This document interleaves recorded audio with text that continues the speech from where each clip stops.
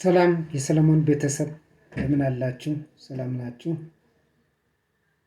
ያለፉትን ጊዜያቶች በሰላም ጠብቆ ለዚህ ጊዜ ስላበቃን እግዚአብሔር እናመሰግናለን። ፕሮግራማችን በጌታ በኢየሱስ እንጀምራለን። የዛሬው ትምህርታችን ራዕይ ምዕራፍ 2 ከ1 እስከ 7 ነው። እንጸልይ። የሰራዊት ጌታ እግዚአብሔር ስም ለዘላለም ይባረክ። የረዳን ያገዝከ ለዚህ ጊዜ ያበቃን ጌታ እናመሰግናለን። አሁን ደግሞ ቃልን ባርክልን፣ እንድናደምጥና እንድናስተውል እርዳን። እኔም እግዚአብሔር አምላክ ሆይ በውስጥ ያስቀመጥከውን ቃል መናገር እንድችል አግዘኝ። ስለ ሁሉም ነገር ተባረክ። በሰራነው በደል ኃጢአት በመተላለፋችን ሁሉ ስለ ስምህ ስትል ይቅር በለን። ጌታ ሆይ በዚህ ፕሮግራም እንዳንሳተፍ የሚገዳደረን መንፈስ ሁሉ በኢየሱስ የተወጋ ይሁን። እባክህ ጌታ ሆይ ይህ ፕሮግራም ለእያንዳንዳችን የሚጠቅም አድርግ። ከእያንዳንዳችንም አልፎ የዓለም ሕዝብ ሁሉ እንዲጠቀምበት አድርግ። እናመሰግናለን፣ እናከብራለን። ቃልን ባርክልን፣ ጊዜውና ሰዓቱን ተረከብ እንምናለን። በኢየሱስ ስም አሜን። በጌታ በኢየሱስ ስም አነባለሁ። በኤፌሶን ላለው ቤተ ክርስቲያን 7ቱን ከዋክብት በቀኝ እጁ የያዘው በ7ቱ የወርቅ መቅረዞች መካከል የሚመላለሰው እንዲህ ይላል። ስራን ጥረትንና ትዕግስትን አውቃለሁ። ክፎችን ችላ ብለህ እንዳላለፍካቸው ሐዋርያት ሳይሆኑ ሐዋርያት ነን የሚሉትን መርምረህ ሐሰተኞች ሆነው እንዳገኛቸው አውቃለሁ። ደግሞ በትዕግስት መጽናትንና ስለ ስሜም መከራ መቀበልክን አውቃለሁ። በዚህ ሁሉ አልታከትክም። ይሁን እንጂ የምነቅፍብህ ነገር አለኝ። ይኸውም የቀደመውን ፍቅርህን ትተሃል። እንግዲህ ከየት እንደወደቅ አስብ፣ ንስሐ ገብተህ ቀድሞ ታደርገው የነበረውን ነገር አድርግ። ንስሐ ካልገባ መጥቼ መቅረዝህን ከቦታ ወስድብሃለሁ። ነገር ግን ይህ በጎ ነገር አለ። እኔ የምጠላውን የኒቆላውያንን ስራ አንተም ጠልተሃል። መንፈስ ለአብያተ ክርስቲያናት የሚናገረውን ጆሮ ያለው ይስማ። ድል የሚነሳ በእግዚአብሔር ገነት ካለው ከሕይወት ዛፍ እንዲበላ አደርገዋለሁ። እግዚአብሔርን እናመሰግናለን። ለጊዜው ለዚህ ትምህርት ርዕስ አድርጌ የወሰድኩት ጆሮ ያለው ይስማ። እዚህ ጋር እንግዲህ 7 አብያተ ክርስቲያናት እንዳሉ በዮሐንስ ራእይ ላይ እንመለከታለን። ከ7ቱ አብያተ ክርስቲያናት አንዱ ኤፌሶን ነው። ስለዚህ ዛሬ የምንነጋገረው ስለ ኤፌሶን ቤተክርስቲያን ነው። ስለ ኤፌሶን ቤተክርስቲያን ምንነት፣ እግዚአብሔር ኤፌሶን ቤተክርስቲያንን እንዴት እንዳያት፣ ኤፌሶን ቤተክርስቲያን እንዴት እንደተገመገመች የሚገልጽ ክፍል ነው። ጌታ ኢየሱስ ክርስቶስ እንግዲህ ያለ የነበረ አልፋና ኦሜጋ የማይሻር የማይለወጥ አምላክ ነው። አሁን እዚህ ጋር ሲናገር ስራህን፣ ጥረትህን፣ ትዕግስትን አውቃለሁ አለ። የሰራውን ስራ፣ ያደረገውን ስራ፣ ምን ስራ እንደሰራ ስለ መንፈሳዊ ስራ የሚናገረውን ነገር፣ ስራህን፣ ያደረግከውን ጥረት፣ እንዴት ነው የጣርከው፣ ምን ያህል ነው የተጋኸው፣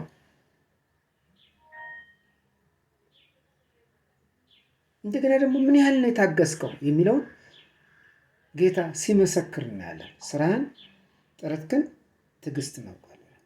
እኛም እንደዚሁ ነው የምንገመገመው። ስራችን ይገመገማል፣ ጥረታችን ይገመገማል፣ ትዕግስታችን ይገመገማል። በእግዚአብሔር ዘንድ መስፈርት አለ ማለት ነው። ክፎችን ችላ ብለህ እንዳላለፍካቸው ክፎች አሉ፣ ሐሰተኞች አሉ፣ የስህተት ትምህርት የሚያራምዱ አሉ፣ ወደ ቤተ ክርስቲያን ዘልቀው የሚገቡ ደፋሮች አሉ። እነዚህን ምን አድርገሃል? አላለፍካቸውም፣ ይዛቸዋል ነው። አልፈው እንዳይሄዱ፣ ህዝቡን እንዳይበድሉ፣ ህዝቡን እንዳያስቱ ክፎችን ምን አድርገሃል? አላለፍካቸውም ይላል። የስህተት ሐዋርያት አሉ፣ ሐዋርያት ሳይሆኑ ሐዋርያት ነን የሚሉ አሉ። ሐዋርያት ነን የሚሉትንም መርምረህ ሐሰተኞች ሆነው እንዳገኛቸው አውቃለሁ ይላል። ስለዚህ እዚህ ጋር ሐሰተኞችን በቃ በትክክል ይዟል ማለት ነው። ተቆጣጥሯቸዋል ማለት ነው። ቤተክርስቲያን እንዳትበከል፣ በጎች እንዳይበከሉ፣ የስህተት ትምህርት ወደ ቤተክርስቲያን ዘልቆ እንዳይገባ ጥረት አድርጓል ማለት ነው። ደግሞ በትዕግስት መጽናትንና ስለ ስሜም መከራ መቀበልክን አውቃለሁ ይላል። በእውነት ኢየሱስ ክርስቶስን የመሰሉ ሊኖሩ የሚወዱ ሁሉ ምን ይሆናሉ? ይሰደዳሉ።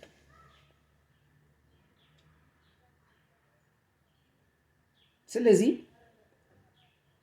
በትዕግስት መጽናትና ስለ ስሜን መከራ መቀበልክን አውቃለሁ፣ በዚህ ሁሉ አልታከትክም ይላል። ይሄ ታላቅ ምስክርነት ተሰጥቶታል። በእግዚአብሔር ቤት ሆኖ በእግዚአብሔር ቤት እረኛ ሆኖ ኃላፊ ሆኖ የእግዚአብሔርን ስራ በቸልነት የማይሰራ መሆኑ ተመስክሮለታል። ይሁን እንጂ ይላል፣ አፍራሽ ሀሳብ ነው። ይሁን እንጂ የምነቅፍብህ ነገር አለኝ። ይህ የሚነቅፍበት ነገር እርሱ ምንድን ነው? ይኸውም የቀደመውን ፍቅርን ትተሃል። ቀድሞ የነበረው የፍቅር ግለት ትኩሳቱ እሱን ትተሃል፣ ረስተሃል፣ ዘንግተዋል። ያ የነበረው መቀጣጠል፣ በእኔ ላይ የነበረው መቀጣጠል፣ በህዝቤ ላይ የነበረው መቀጣጠል፣ የፍቅር እሳት ለብ ብሏል። ይሁን እንጂ የምነቅፍብህ ነገር አለኝ። ይኸውም የቀደመውን ፍቅርን ትተሃል። ቀድሞ የነበረን ለነፍሳት የነበረ ፍቅር፣ ለሰዎች የነበረ ፍቅር፣ ለቤተ ክርስቲያን የነበረ ፍቅር፣ ያንን ምን አድርጋል? ትተሃል።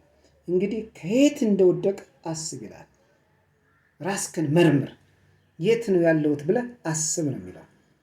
እንግዲህ ከየት እንደወደቅ አስብ፣ ንስሐ ገብተህ ቀድሞ ታደርገው የነበረውን ነገር አድርግ ይላል። ያ ቀድሞ ስትሰራ የነበረውን መልካም የሆነውን ነገር ትጋትክን፣ ያንን ቀድሞ ያደረግከውን ነገር አስብ። በነገራችን ከፍቅር የሚበልጥ ነገር የለም። እምነት፣ ተስፋ፣ ፍቅር ጸንተው ይኖራሉ። ከነዚህም የሚበልጠው ምንድን ነው? ፍቅር ነው። የነበረውን ነገር አድርገሃል። ንስሐ ካልገባ መጥቼ መቅረዝን ከቦታው ወስድብሃለሁ። ንስሐ ገባ ነው የሚለው። ምንም አታወላውል፣ አትጠራጠር። ስህተትክን ወደ አምነህ ንስሐ ገባ። የማትገባ ከሆነ መቅረዝክን ከቦታው ወስድብሃለሁ። መቅረዝ ይወሰዳል ማለት ነው። አክሊልን ጸንተህ ጠብቅ ነው የሚለው። አክሊልም ይሰረቃል፣ ይወሰዳል። ስለዚህ መቅረዝ ከቦታው ይወሰድብሃል። ነገር ግን ይህ በጎ ነገር አለ። በጎ ነገሩን ደግሞ ይመሰክርለታል። እኔ የምጠላውን የኒቆላን ስራ አንተም ጠልተሃል። የስህተትን ትምህርት የውሾች ትምህርት ይለዋል። የስህተትን ትምህርት እሱን ምን አድርጋል? ጠልተሃል። ይሄ በቃ እግዚአብሔር የሚደግፈው ነገር ነው። መንፈስ ለአብያተ ክርስቲያናት የሚናገረውን ጆሮ ያለው ይስማ። እንግዲህ ሁላችንም ጆሮ አለን። ጆሮ ካለን መስማት አለብን። እግዚአብሔር ምን እያለ ነው? ስለ እኔ ስለ እኛ ምን እየተናገረ ነው? ጆሮ ያለው ይስማ። ድል የሚነሳ በእግዚአብሔር ገነት ካለው ከሕይወት ዛፍ እንዲበላ አድርጓለሁ። ድል የምትነሳ ከሆነ በእግዚአብሔር ገነት ካለው ከሕይወት ዛፍ ትበላለህ ማለት ነው። ድል የማትነሳ ከሆነ እድል ወደ ሌላ አቅጣጫ ይሄዳል ማለት ነው። ስለዚህ ጌታ በነገር ሁሉ ይርዳል። ስለዚህ ጊዜ እግዚአብሔርን እናመሰግናለን። በጌታ ቤት እንግዲህ እንድንተጋ፣ ፍቅራችን እንደቀደመው እንዲቀጣጠል፣ በዚህ እንድንተጋ፣ ስለ እግዚአብሔር ቤት ግድ እንዲለን፣ ስለ ነፍሳት ግድ እንዲለን፣ ስለሚጠፉ ነፍሳት እኛ ጌታን አግኝተናል፣ ድነናል። ግን የሚጠፉ ዘመዶቻችን፣ የሚጠፉ ደግሞ ነፍሳት አሉ፣ የዘላለም እሳት የተዘጋጀላቸው። እነዚህ ነጥቀን ማውጣት መቻል አለብን። በጸሎት እንነጥቃለን፣ በምስክርነት እንነጥቃለን፣ በመልካም ሕይወት እንነጥቃለን። በዚህ ሁሉ ግን ልንበረታ፣ ልንተጋ፣ በቤቱ ሌት ተቀን ልንተጋ ይገባናል። ስለዚህ ቃል እግዚአብሔር እናመሰግናለን።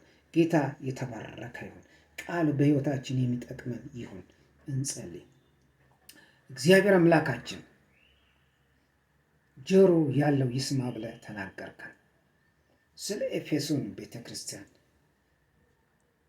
እናመሰግናለን። መልካም የሆኑን ነገር ደግፈለታል። የነቀፍከውን ነገር ደግሞ ተናግረሃል። እንደዚህም በእኛ ህይወት ላይ የምትነቅፈው ነገር ካለ እግዚአብሔር ተናገረን። ያንን ደግሞ በህይወታችን አስተካክለን ሸፕ ሆነን በአንተ መስመር ውስጥ እንድንገባ እንድትረዳን በኢየሱስ ጸልየን። ቃል ደግሞ እንደ መዶሻ ነውና ምስማር ሲመታ ወደ ግራ ወደ ቀኝ ላይ መዶሻው እያስተካከለ ያስገባዋል። አንተ እግዚአብሔር ያንተ ቃልም እኛን ያስተካክላልና ሁል ጊዜ የቃል ፍቺ ያብራለን። ስለነበረን ጊዜ ተባረክ። ስለዚህ ቻናል ተመስገን፣ ከፍ በል፣ ከክፉ ሁሉ ሰውረን፣ ያንዳንዳችን ጠብቀን፣ በጌታ በኢየሱስ ስም አሜን። ጌታ ይባርካችሁ። አሜን።